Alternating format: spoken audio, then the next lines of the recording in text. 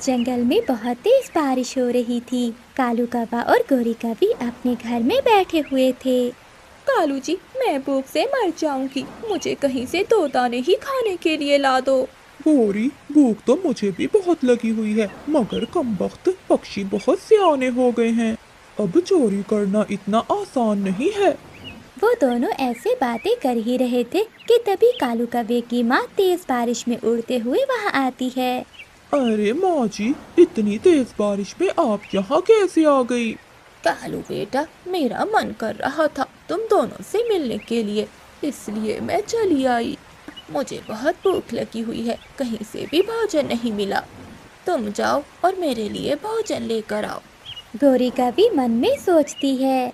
इस बुढ़िया को भी घर पर चैन नहीं मिलता, हम तो पहले से ही भूखे हैं, अब ये भी आ गई है। अरे घोड़ी, किन सोचों में पड़ गई हो, मेरे लिए भोजन लाओ। हाँ हाँ माँ जी, अभी लेकर आती हूँ। कालू, जरा मेरे साथ चलो बाहर। फिर गोरी कौवी कालू कौवे को साथ लेकर बाहर आ जाती है। कालू, अब हमें मिलकर किसी पक्षी के घर से भोजन चुराना होगा। हाँ हाँ गोरी, चलो चलते हैं। वो तेज बारिश में उड़ते हैं और मिठू तोते के घर के बाहर जाकर बैठ जाते हैं। गोरी, जाओ तुम देखो मिठू सो रहा है कि नहीं। हाँ हाँ कालू, मैं देखती हूँ, तुम यहीं बैठकर देखते रहो कि कोई आ ना जाए। फिर गोरी कौवी खिड़की से अंदर देखती है, परंतु मिठू तोता तो सोया ही नहीं था। वो गोरी कौवी को देख लेता है। देख लिया, मैंने तुम्हें देख लिया काली कवि। दुष्ट कवि, भाग जाओ यहाँ से, वरना मैं तुम्हें डंडे से मारूंगा। थोड़ी देर बाद वो दोनों पति पत्नी वहाँ से भागते हैं, परंतु बारिश और भी तेज हो जाती है। वो दोनों एक पेड़ के नीचे बैठ जाते हैं। कालू, भूख के कारण मैं उड़ नहीं पा रही, मुझे बहुत भूख लगी हुई है, और घर पर बैठी तुम्हारी माँ भी दाने का इंतजार कर रही है। बताओ, ऐसी बारिश में अब हम भोजन कहाँ से ढूंढेंगे? गौरी, एक उपाय है मेरे पास। हाँ हाँ, बताओ, जल्दी से बताओ। चिड़िया के घर में ढेर सारा भोजन है। गौरी, हम दोनों मिलकर चुराते हैं। हाँ कालू जी, ये तुम ठीक कह रहे हो, बस किसी तरह से तुम चिड़िया को घर से बाहर ले जाओ, और मैं पीछे से चिड़िया का सारा भोजन चुरा लूंगी। ऐसा सोचते हुए वो दोनों पति पत्नी रानू चिड़िया के घर की तरफ चले जाते हैं। गोरी कौवी पेड़ के पीछे छुप जाती है और कालू कौवा दरवाजे पर दस्तक देता है। कौन है बाहर? चिड़िया, चिड़िया बहन, मैं हूँ कालू कौवा, जल्दी से दरवाजा खोलो। फिर रानू चिड़िया दरवाजा खोल देती है। अरे कालू भैया, आप ऐसे मौसम में यहाँ क्या करने आए हो? चिड़िया चिड़िया, कबूतर का घर टूट गया है और कबूतर अपने घर के नीचे दब गया है। चलो, हमें मिलकर उसकी मदद करनी चाहिए। कबूतर का सुनकर रानू चिड़िया बहुत परेशान हो जाती है। कौवे भैया जल्दी करो, हम मिलकर कबूतर को बचा लेंगे। फिर कालू कौवा रानू चिड़िया को लेकर वहाँ से चला जाता है। जैसे ही वो दोनों जाते हैं तो पीछे से गोरी कौवी चिड़िया के घर में घुस जाती है। गोरी कौवी अंदर जाकर देखती है तो रानू चिड़िया के घोंसले में ढेर सारा दाना और मीठे फल पड़े हुए थे। गोरी कौवी को बहुत भूख लगी हुई थी, वो मजे मजे से फल खाने लगती है। जब रानू चिड़िया कबूतर के घर के पास पहुंचती है तो कबूतर का घर तो बिल्कुल ठीक था। कौवे कौवे, तुम तो कह रहे थे कि कबूतर का घर टूट गया है, मगर ये तो बिल्कुल ठीक है। सॉरी सॉरी चिड़िया, मैं भूल गया था, वो मिठू मिठू तोते का घर टूट गया है। फिर वो दोनों मिठू के घर की ओर जाते हैं, मगर मिठू का घर भी ठीक था। तुम झूठे हो, तुम झूठ बोल रहे हो। अब तक गोरी ने अपना काम कर लिया होगा। हाँ हाँ चिड़िया, याद आया, घर तो किसी का नहीं टूटा था, वो पेड़ की डाल टूट गई थी। कौवे, झूठे कौवे, अब मैं तुम्हारा कभी विश्वास नहीं करूंगी। तुम हमेशा झूठ बोलते हो। रानू चिड़िया तेजी से उड़ती है और वापस अपने घर जाती है। गोरी कौवी तो अभी तक मजे मजे से मीठे फल खा रही थी। उसे पता ही नहीं चलता कि कब चिड़िया घर के अंदर आ जाती है। रानू चिड़िया डंडा उठाकर गोरी कौवी की खूब पिटाई करती है। चिड़िया चिड़िया, मेरी बहन, छोड़ दो मुझे। निकल जाओ मेरे घर से, वरना मैं तुम्हारी टांग तोड़ दूंगी। फिर मार मार कर रानू चिड़िया गोरी कौवी को अपने घर से भगा देती है। मार खा के गौरी कभी बैठी हुई थी कि कालू कौवा भी वहाँ आ जाता है। गौरी, कहाँ है वो भोजन जो तुम चिड़िया के घर से चुरा कर लाई हो? अगर मार मैंने खाई है तो इसे भी उसका हिस्सा मिलना चाहिए। गौरी कालू से कहती है। पति जी, चिड़िया के घर में तो खाने की कोई चीज भी नहीं थी। मैं तो वो सामने वाले घर में गई थी, वहाँ तो मिठाई पड़ी हुई है। मैंने तो खूब जी भर कर मिठाई खाई है। जाओ तुम भी जाकर खा लो। कालू कौवा खुश हो जाता है और जल्दी से वो उस घर की ओर जाता है। वो घर तो चील का था। कालू कौवा जोर से दरवाजे को धक्का देता है और अंदर जाकर गिर जाता है। अरे काले कौवे, ये कौन सा तरीका है किसी के घर में घुसने का? मैं अभी तुझे बताती हूँ कि किसी के घर में कैसे जाते हैं। चच्चा चील दी, मुझे माफ कर दो। मुझे तो गौरी ने यहाँ मिठाई खाने के लिए भेजा था। फिर चील कौवे को पकड़कर उसकी खूब धुलाई करती है। कालू कौवा काई काई करता हुआ वहाँ से भाग जाता है। पति जी, कैसी लगी मिठाई? गौरी, मैं तुम्हें नहीं छोड़ूंगा। फिर गौरी कवि आगे आगे और कालू कौवा पीछे पीछे उड़ रहा था। आधी रात में गौरी कवि किसी का भोजन चुराने के लिए इधर उधर उड़ रही थी। घर में कुछ भी खाने को नहीं है, जो कुछ होता है वो मोटा कालू कौवा खा जाता है। काम तो कोई करता नहीं, निकम्मा सारा दिन सोया रहता है। रात बहुत गहरी हो गई है, सभी पक्षी सो गए होंगे। किसी न किसी का भोजन चुरा कर खा लेती हूँ। तभी गौरी कवि उड़ती है, उससे मिठू तोते का घर नजर आता है। ये तो उस मोटी चोंच वाले मिठू का घर है। हाँ, सुबह देखा था मैंने, वो 2 अमरूद लेकर आ रहा था। हो ना हो 1 अमरूद पड़ा ही होगा। ऐसा सोचते हुए गौरी कवि खिड़की के रास्ते मिठू के घर जाती है। मिठू तोता और हरियाली अपने घोंसले में सोए हुए थे। गौरी कवि चुपके से रसोई में जाती है, वहाँ मिठू का अमरूद पड़ा हुआ था। गौरी कवि जल्दी से वो अमरूद खाती है और फिर खिड़की के रास्ते वो वापस चली जाती है। अब गौरी कवि का यही काम था, वो हर रात को किसी न किसी के घर जाकर चोरी करती थी। आज कहाँ जाऊँ? हाँ, कबूतर चाचा की दुकान पर जाकर जलेबी खाती हूँ। ऐसे कहते हुए गौरी कवि कबूतर चाचा की दुकान पर जाती है। गौरी कवि खिड़की के रास्ते दुकान में घुस जाती है और मजे मजे से जलेबियाँ खाने लगती है। पेट भर गया, अब चुपके से वापस चली जाती हूँ। उस गंदी आँखों वाले को पता नहीं चलेगा कि उसकी जलेबी कौन खा गया। फिर गौरी कवि वहाँ से चली जाती है। अगली सुबह हो जाती है। जब कबूतर दुकान में जाता है तो वो देखता है, अरे, कल रात तो मैं ढेर सारी जलेबियाँ रख कर गया था, मगर अब तो जलेबियाँ बहुत कम हैं। कौन चोर घुस आया था मेरी दुकान में? तभी कबूतर का ध्यान सामने पड़े हुए एक पंख पर जाता है। ये पंख तो गौरी कवि का है। मिठाई जरूर गौरी कवि ने ही चुराई होगी। कबूतर वो पंख उठा लेता है और कौवों के पास जाता है। रास्ते में कबूतर को मिठू तोता मिलता है। क्या हुआ कबूतर, इतनी जल्दी में कहाँ जा रहे हो? मिठू, रात किसी ने मेरी दुकान में घुसकर मेरी आधी जलेबियाँ खा ली। मुझे वही जलेबियों की टोकरी के साथ ये पंख मिला है। कबूतर यार, ये पंख तो गौरी कवि का है। कबूतर यार, जंगल में बहुत दिनों से चोरियां हो रही है, मेरा भी अमरूद चोरी हो गया था। हो ना हो ये सारी चोरियां वो कवि ही करती है, चलो हम उसके पास चलते हैं। फिर मिठू तोता और कबूतर वो पंख लेकर गौरी कवि के घर जाते हैं। कव्वो, जरा देखो तो ये पंख किसका है? ये पंख तो मेरी पत्नी गौरी का है। तो इसका मतलब है वो चोरियां गौरी कवि ही करती है। चुप कर जा मोटी चोंच वाले, मैंने अपना शैम्पू बदला है, इसलिए मेरे पंख गिर रहे हैं। हवा से उड़कर कोई चला गया होगा कबूतर की दुकान में। गौरी, बंद दुकान में तुम्हारा पंख भला कैसे जा सकता है? कालू, अब तुम भी इन दोनों के साथ मिल गए हो। अगर मुझे गुस्सा आ गया तो मैं इन दोनों के साथ साथ तेरी भी जान ले लूंगी। फिर मिठू तोता और कबूतर वहाँ से चले जाते हैं। दोपहर के बाद गौरी कवि अपने घर से निकलती है और अपनी सहेली स्वीटी के पास जाती है। स्वीटी, आज रात मैंने बहुत मजे किए। वो कैसे सहेली? मैंने कबूतर की दुकान से जलेबियाँ चुरा कर खाई, ये बहुत मजा आया।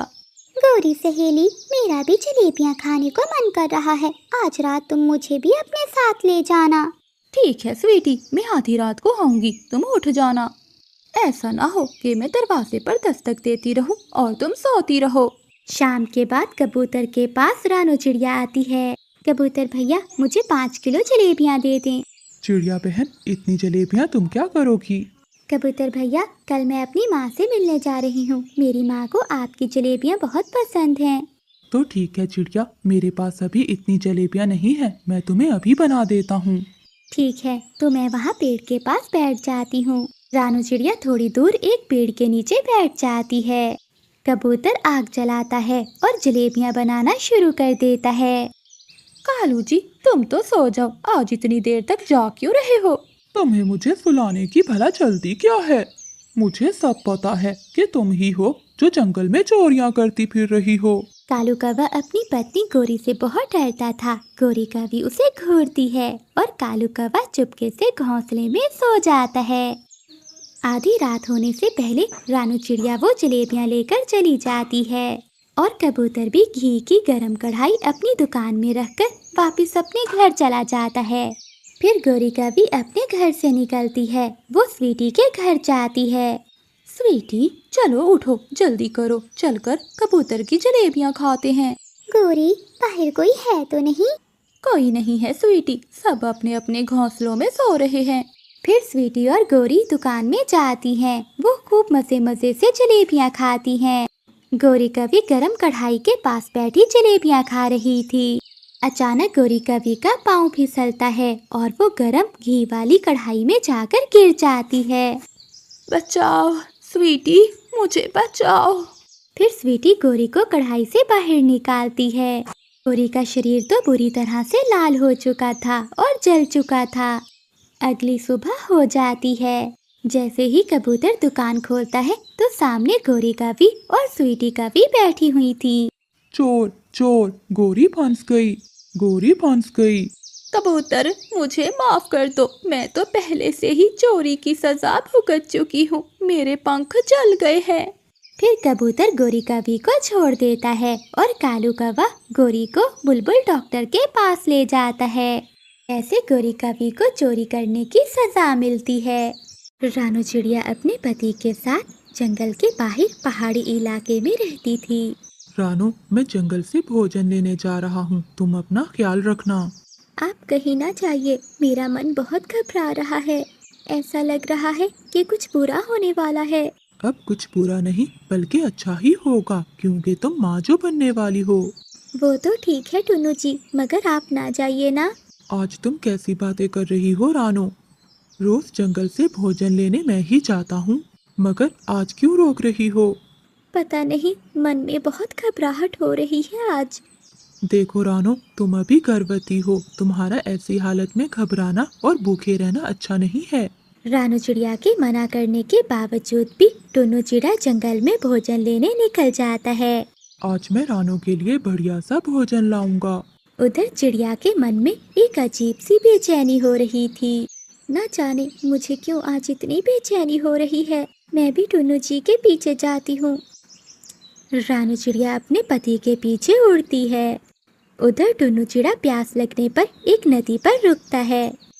पहले थोड़ा पानी पी लेता हूँ, फिर जंगल से कोई भोजन ढूंढूंगा। टुन्नू चिड़ा पानी पीने लगता है। तभी गोरी कभी, कालू कौवा और चील तीनों वहीं से उड़ रही थीं, जो टुन्नू को देखकर वहां आ जाती हैं।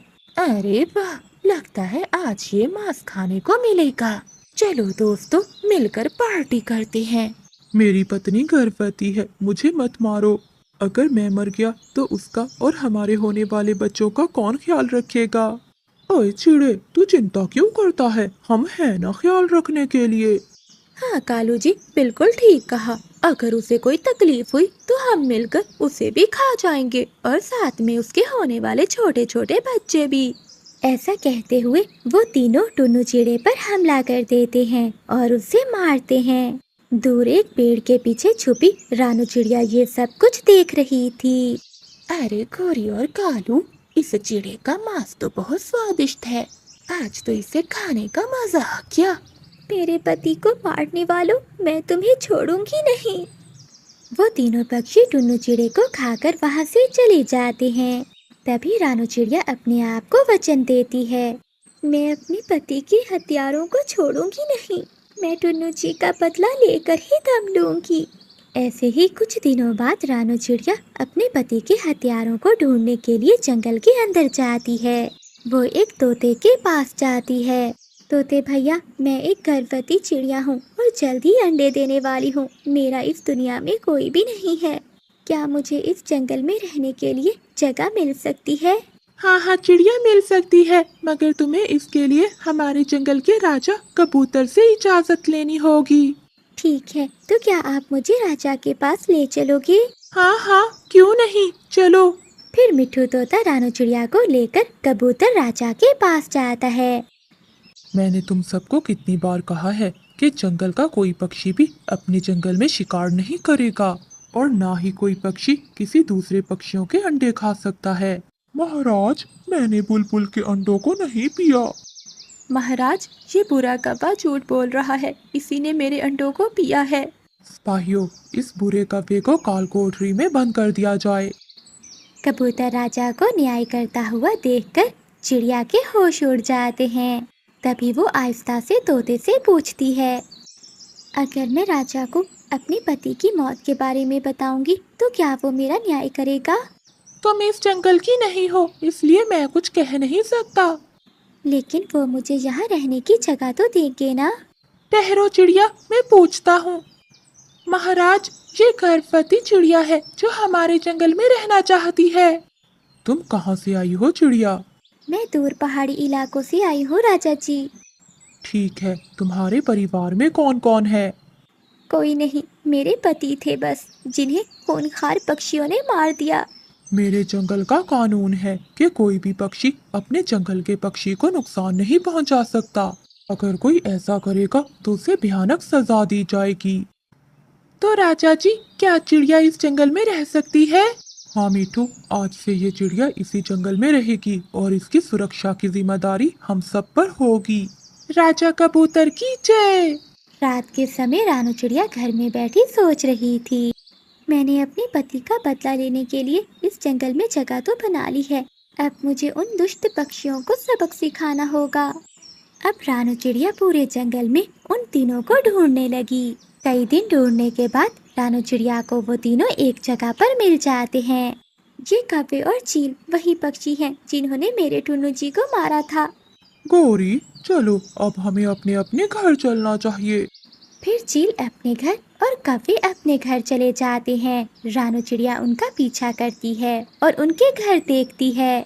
दुष्ट पक्षियों, आज से तुम्हारी उल्टी गिनती शुरू। रात को रानू चिड़िया सोचती है, वो तीन हैं और मैं अकेली।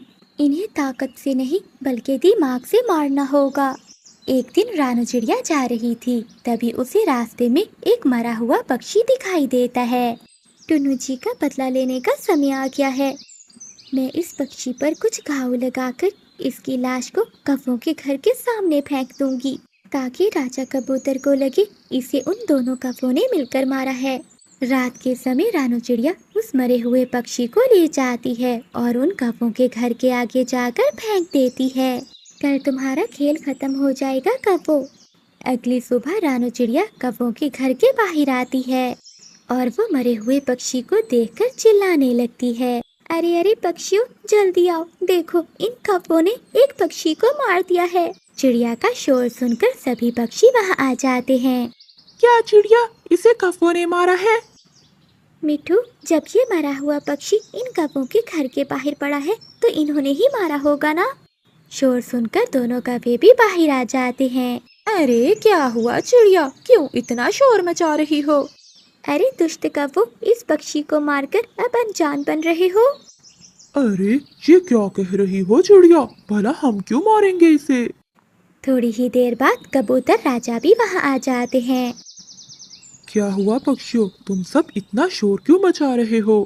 वो देखिए राजा जी, इन दुष्ट कौवों ने पक्षी को मार दिया है। क्या मेरा कानून तोड़ते हुए तुम्हें डर नहीं लगा कौवों?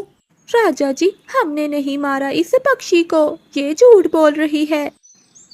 राजा कबूतर जी, मेरा विश्वास करें, इन्हें मारते हुए मैंने अपनी आँखों से देखा है।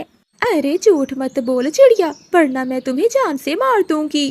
देखिए देखिए महाराज, ये कभी आपके सामने मुझे धमकी दे रही है।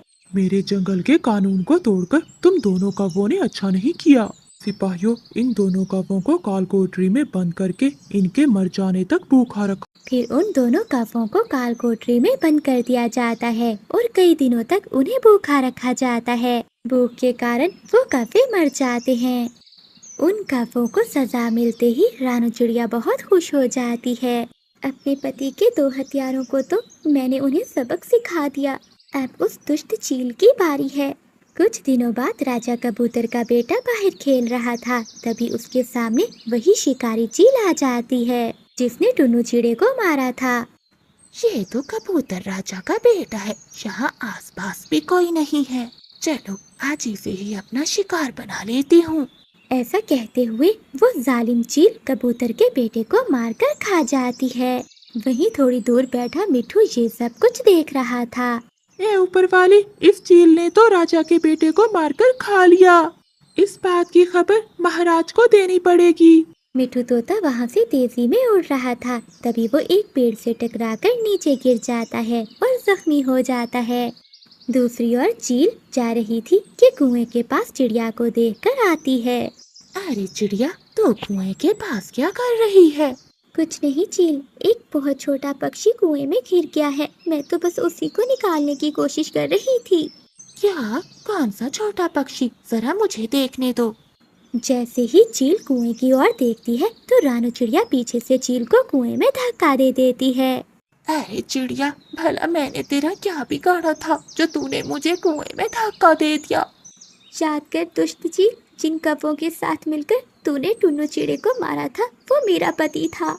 इसका मतलब उन कौवों को भी तुमने ही मरवाया है? हाँ, ये सच है। महाराजा के सामने मैंने झूठ बोलकर उन दोनों को मौत की सजा दिलवाई।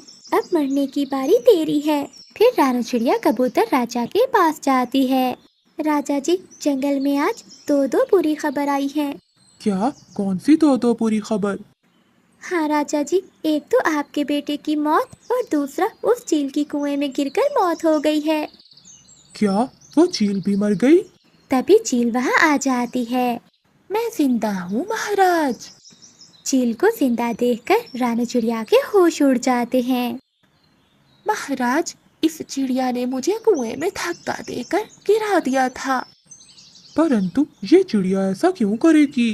राजा जी, ये अपने पति की मौत का बदला हम सब से ले रही है। इसने झूठ बोलकर उन दोनों कौवों को भी मरवाया है। क्या मतलब चील? क्या वो कौवे निर्दोष थे? बताओ चिड़िया, क्या ये सब सच है? हाँ राजा जी, ये सब सच है। मैंने ऐसा किया क्योंकि इन तीनों ने मिलकर मेरे पति को मारा था। चिड़िया, क्या इस बात का कोई सबूत है तेरे पास? तभी मिठू तोता उड़ता हुआ वहाँ आता है। राजा जी, चिड़िया के पास सबूत हो ना हो, मगर मेरे पास सबूत है कि आपके बेटे को आज इसी चील ने मारा है। ये सुनकर राजा कबूतर गुस्से से आग बबूला हो जाता है। क्या चील, तूने मेरे बेटे को मारा? मैं तुझे जान से मार दूंगा। सिपाहियों, मार दो इसे। इस तरह उस दुष्ट चील को भी अपने किए की सजा मिल जाती है। गोरी बहन, आज बच्चों को तुम संभालना, मैं जाकर दाना लेकर आती हूँ। ठीक है चिड़िया, मगर जल्दी आना। तुम्हें तो पता है कि तुम्हारा कुकू और गुड़िया बहुत शरारती हैं और मेरे जग्गू को परेशान करते हैं। ठीक है गोरी, मैं जल्दी आने की कोशिश करूँगी। रानू चिड़िया दाना ढूंढने के लिए निकल जाती है। आज तो मौसम बहुत खराब है, लगता है बारिश होने वाली है। मुझे जल्दी से दाना ढूंढना होगा।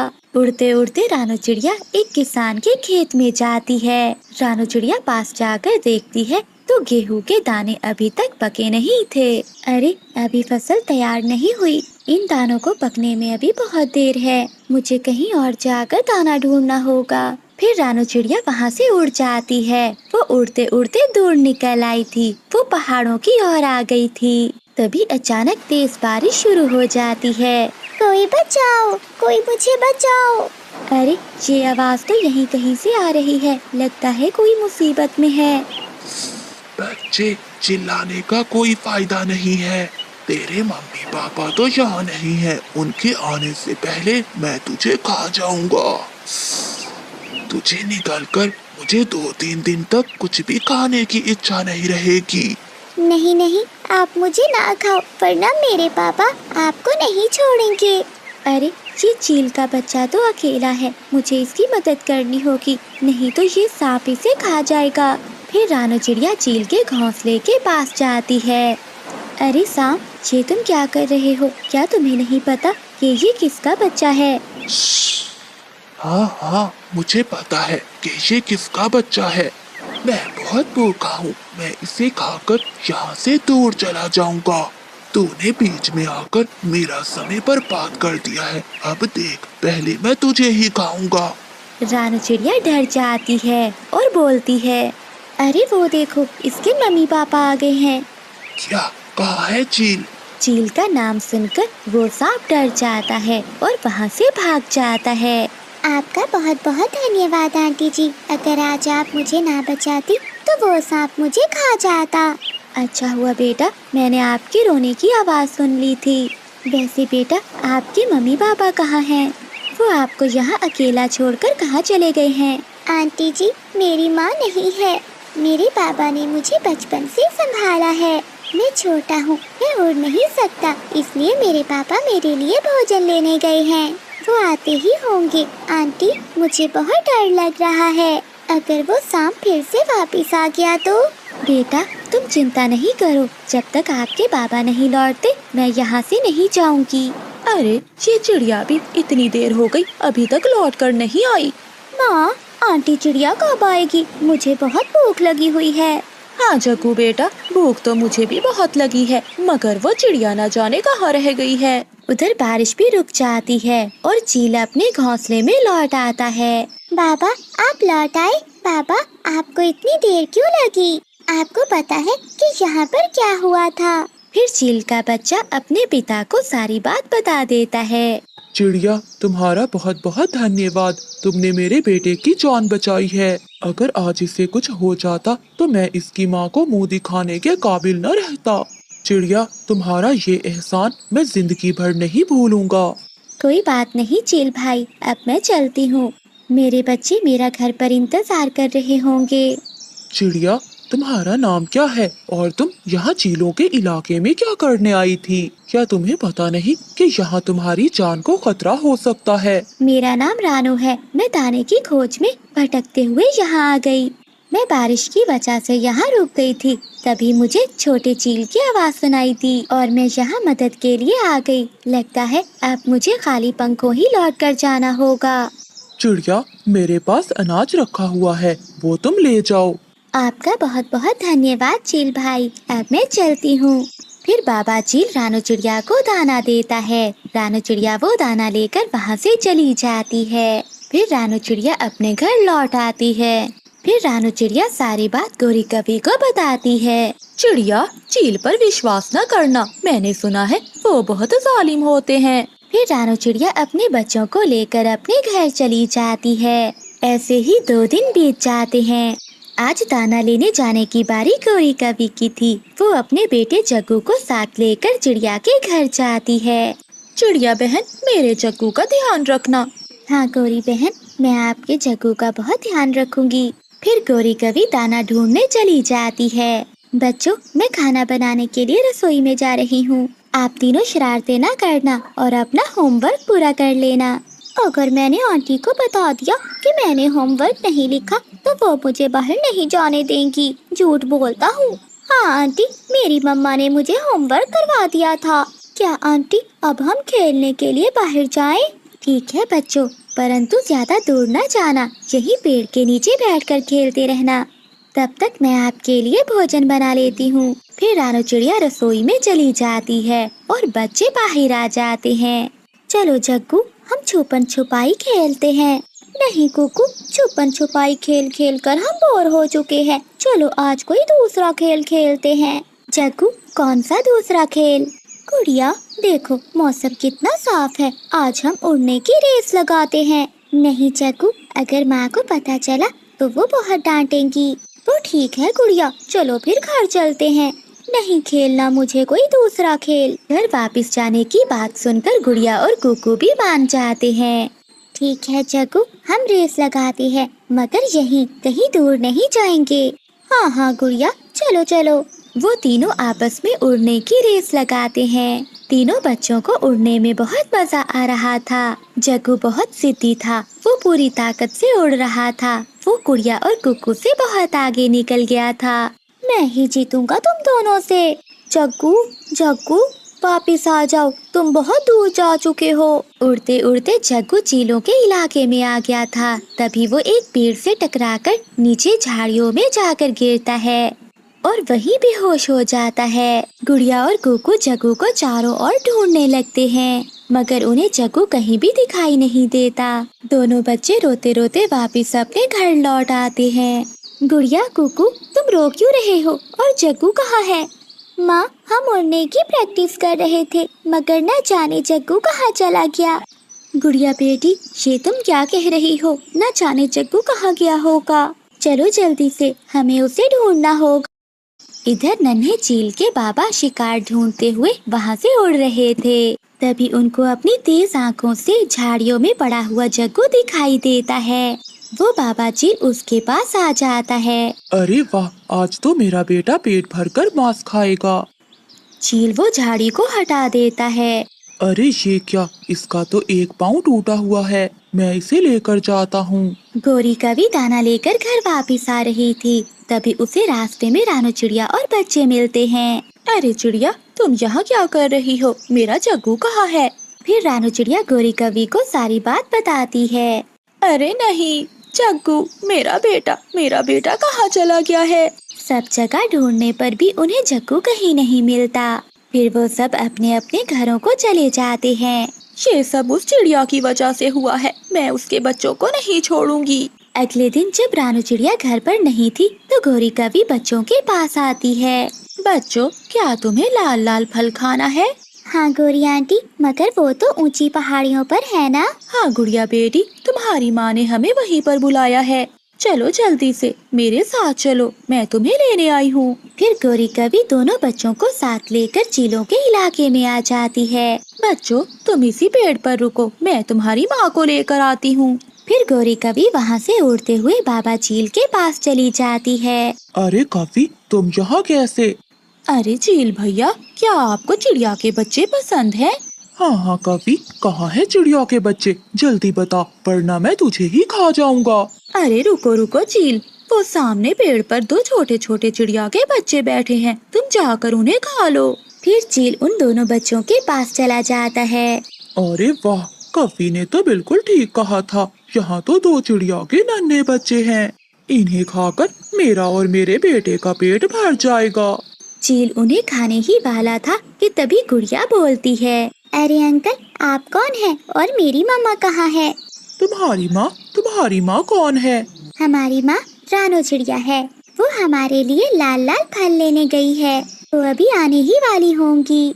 रानू चिड़िया का नाम सुनते ही चील को गुस्सा आ जाता है। क्या रानू चिड़िया? क्या वही रानू चिड़िया जिसका रंग पीला है और गले में एक हार है? हाँ अंकल, वही है हमारी माँ। फिर चील गुस्से में वापिस गोरी कवि के पास आता है। चील भैया, कैसे लगे बच्चे? हाँ कवि, वो बच्चे तो बहुत स्वादिष्ट थे, तुमने ऐसा क्यों किया? उन तो बच्चों ने तुम्हारा क्या बिगाड़ा था? फिर गोरी कवि सारी बात चील को बताती है।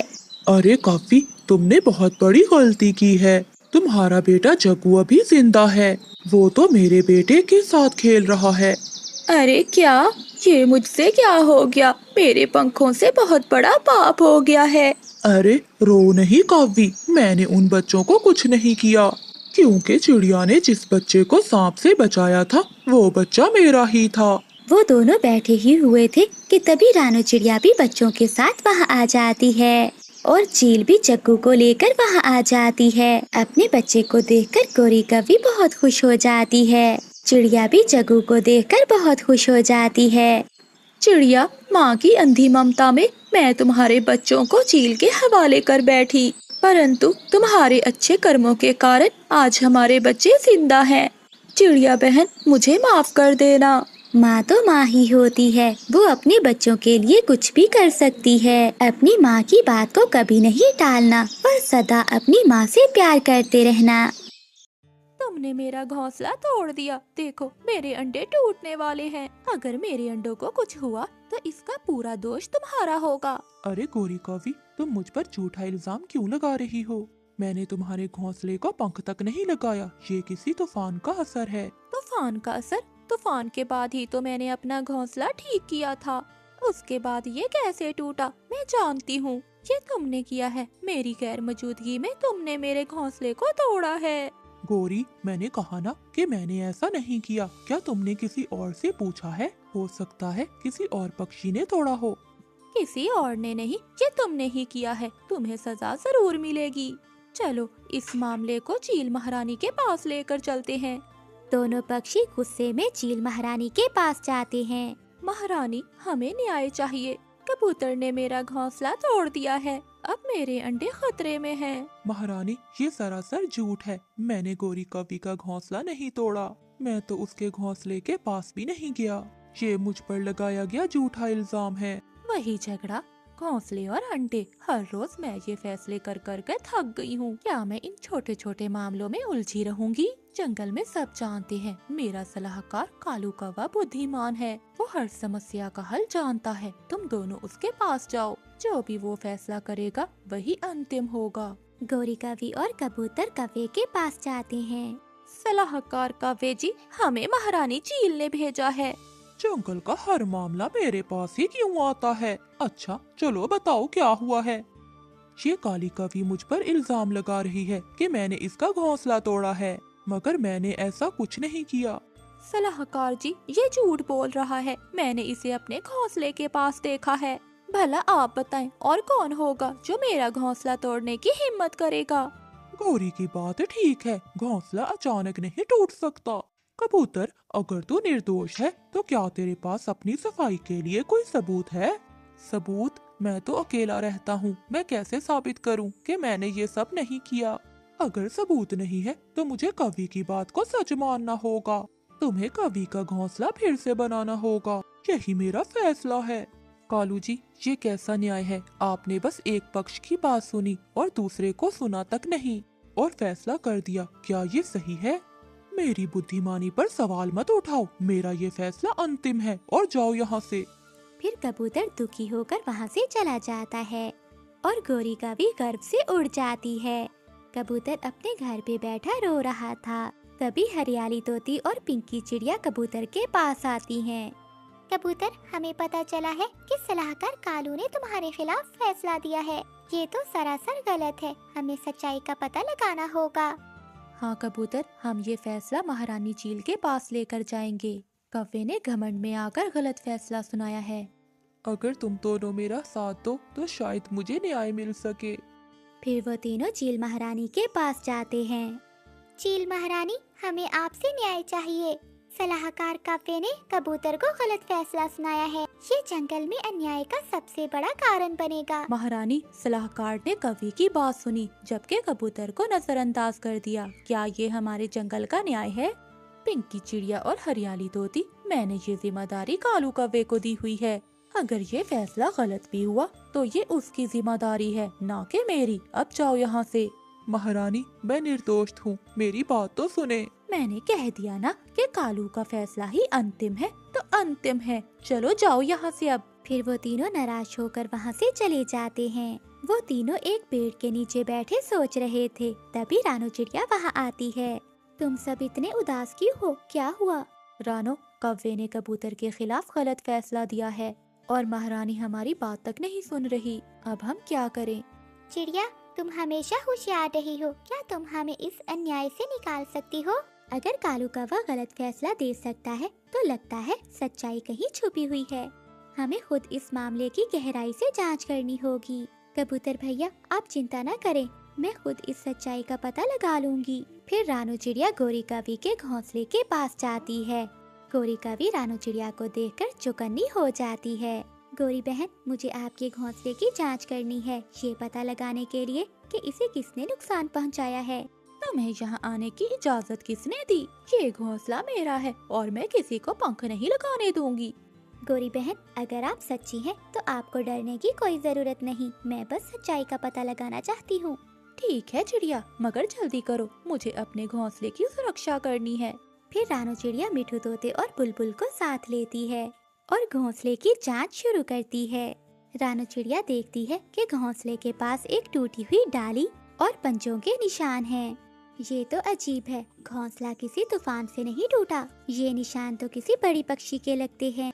हाँ चिड़िया, कबूतर से इतनी बड़ी डाली नहीं टूट सकती। हाँ चिड़िया, और ये पंजों के निशान भी किसी बड़े पक्षी के हैं। लेकिन ये सब कौन कर सकता है, हमें और जानकारी चाहिए। फिर रानू चिड़िया और मिठू तोता पंजों के पीछे पहाड़ों की ओर चले जाते हैं। अचानक एक बड़ा बाज वहाँ से उड़ता है। वो मरे हुए चूहे को वहाँ से लेकर जा रहा था। हाँ, ये बाज ही हो सकता है जो हमेशा पक्षियों के घोंसले उजाड़ता है। शायद इसी ने ही कवि का घोंसला तोड़ा है। रानो, अगर ऐसा ही है तो हमें इसे पकड़कर सच्चाई साबित करना होगी। नहीं तोते भैया, हम ये खतरा नहीं उठा सकते। अब हमें पता चल गया है, हमें जाकर कव्वे को बताना होगा। फिर वो सब पक्षी कव्वे के पास आते हैं। सलाहकार कव्वे, मैंने पता लगा लिया है, गोरी कवि का घोंसला कबूतर ने नहीं बल्कि एक बाज ने तोड़ा है। उसके पंजों के निशान और उसकी हरकतें इस बात को साबित करती हैं। तुम ये कैसे साबित कर सकती हो? मैं तो पहले ही फैसला कर चुका हूँ। कव्वे, बुलबुल और मिठू तोते ने भी उन निशान को देखा है। अगर आप खुद जाकर देखेंगे तो आपको सच्चाई का पता लग जाएगा। हाँ, ये निशान कबूतर के नहीं बल्कि बाज के हैं। हमने उसे पास के पेड़ों पर देखा भी है। क्या आप अब भी कबूतर की बात नहीं मानेंगे? कालू कव्वे का घमंड टूट जाता है। वो सब चील महारानी के पास जाते हैं। महारानी, मुझसे बहुत बड़ी गलती हो गई। मैंने सच्चाई जाने बिना ही कवि के पक्ष में फैसला दे दिया। रानू चिड़िया ने जांच की और सही फैसला लेकर आई। कव्वे, तुमने अपनी गलती मानी, ये बहुत अच्छा है, मगर एक न्यायाधीश के लिए जरूरी है कि वो हर पहलू पर ध्यान दे। मैं रानू चिड़िया की बहादुरी पर बहुत खुश हूँ। रानू, आज से तुम हमारे जंगल की नई सलाहकार बनोगी। ये वीडियो मुकम्मल तौर पर फर्जी है और सिर्फ तफरीह और तालीमी मकासद के लिए बनाई गई है। इस वीडियो में दिखाई गई तमाम वाकयात, किरदार और कहानियाँ मुकम्मल तौर पर फर्जी हैं। इनका हकीकी वाकयात या लोगों से कोई ताल्लुक नहीं। इस वीडियो का मकसद बच्चों को हिफाजत और फैसला साजी करने से आगाह करना है। बराह करम इसे गलत तनाज़ुर में ना लें।